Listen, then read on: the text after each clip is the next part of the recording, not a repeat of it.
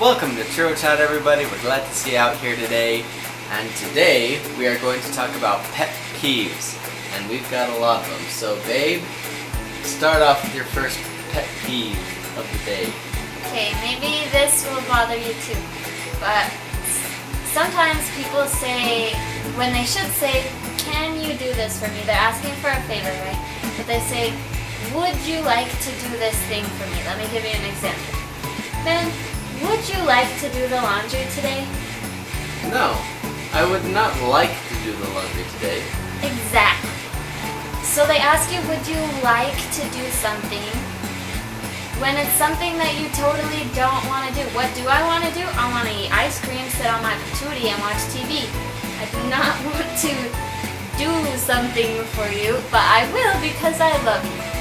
So just get to the point and just say, can you do this for me? I need this done. Please help me.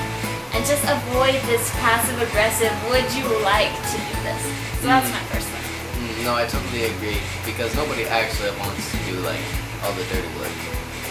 So, my first pet peeve is group punishments for individual acts. That drives me up a wall. Like, the education system, classroom system in general, just irks me. Because I do not think that I should be punished and judged for another man's transgression. How often did this happen to you? A lot. I got punished for my classroom behavior a lot because I was sitting in the corner being a good little kid and everybody else was goofing around. Or other things like that. So that just drives me insane. Is it possible that you were also goofing around, but in the eyes of the teacher, she saw that you were goofing, but in your eyes that you weren't? 90% of the time, no. Because 90% of the time, I just sat in my desk and waited for the class to go on, not talking, not saying anything, and just waiting. And I didn't have any participation in anything. It made us get in trouble. Or when somebody would steal something from the teacher, and then the teacher would punish everybody because until that thing was returned. Which, I mean, it's kind of effective, but I don't support it. So that's my first one. That's a good one. Oh, now I just forgot my other pet peeves. Oh, another pet peeve of mine has to do with fashion. And men, maybe this will bother you, maybe it doesn't, but for women out there, when somebody's eyeshadow perfectly matches the color of their shirt, does it not just drive you crazy? Makeup, you should not have to coordinate your eyeshadow and your shirt and your shoes and your purse. Choose color schemes that are nice, choose makeup that's nice, that's gonna accent your face. But if you're wearing a bright red shirt, do not wear bright red eyeshadow. It looks bad. You look unprofessional. It drives me crazy. Yeah, I'm not too picky about that one. I definitely noticed. So my second pet peeve. Okay. When somebody goes to ask a question, but then they give a 3-minute reason why they're asking the question before they get to their question. For a brief example, let's see if I can do it. Yeah, so I was wondering, and this question might seem a little weird, but I wanted to know because I wanted to know for the future, and if I don't know, I'm worried that I might get in trouble in the future, and I don't want to get in trouble or cause any issues. So I was just kind of wondering if you could tell me now instead of me having this issue later, so that when we come into work and we start on our shift, that I don't get in trouble for doing this if I'm not supposed to do this.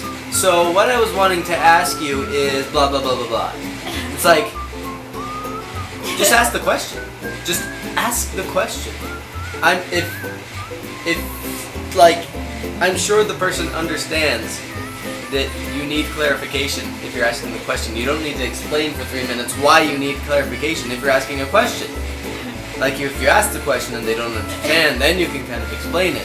But it's just cut to the chase. Just say it. I sat through a work meeting yesterday about policies and stuff, and there were like 5 different people who were just asking these kinds of questions, and it was cutting into our break time, and they were just like, guys, just say the question. Just say it. So that's my second pet peeve. And you know, I laugh. I think that's funny because I think any kind of beating around the bush can get aggravating. Like, I think we do it all the time without thinking about it, but when you are trying to avoid a topic, you just take the long way around, it does get aggravating. When you do it yourself, you don't notice it, but when other people do it, you're like, please stop. True. Just say it. True. Honestly, it's important. Well, the last pet peeve I have to share, I don't know if you have one. I do have one more. Okay. Well, my last pet peeve is something we can all relate to. It's when you have no Wi-Fi. And you just stare at the screen and there's a little dinosaur. Thank goodness there's a little dinosaur jumping game. You know that game? Yeah. Because if not, I would probably throw a lot more tables than what I currently throw. It just drives me nuts. You're in the middle of doing something that... Yeah. That's how it makes me feel. Especially when you're supposed to have like when you like have a Wi-Fi in your house and it's like right next to you and it doesn't work. It's like, why? Why do you not work? Yeah, I can get that. Anyway, so that's the last one. I mean, it's not really specific to me, but to people in general. My last one, it's kind of related to my last one, but not really. It's when people get caught up in technicalities.